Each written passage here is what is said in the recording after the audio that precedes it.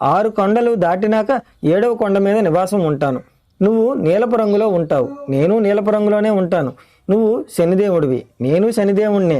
శం అంటే సుఖము, నీయతే అంటే ఇతడి వలన భక్తులకు అందించబడుతుంది.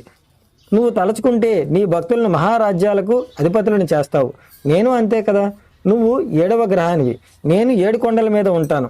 సామాన్య మానవులకు ఈ విశేషాలు ఏమీ తెలియవు, కనుకనే నువ్వంటే భయపడుతున్నారు. నిన్ను నన్ను వేరుగా చూస్తున్నారు. నువ్వు కోరిన వరాన్ని ఇస్తున్నాను.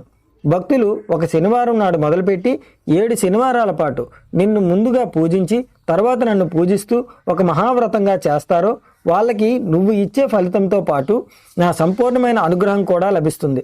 వాళ్ళు సమస్త శనిదోషాల నుండి విముక్తులై సౌఖ్యాన్ని పొందుతారు. ఆయుర ఆరోగ్య ఐశ్వర్యాది సమస్త శ్రేయస్సులను పొందుతారు. ఇందులో ఏమీ సందేహపడనక్కర్లేదు అని వరం ఇచ్చాడు. సౌనకాది మహర్షులంతా సూతుడు చెప్పింది విని చాలా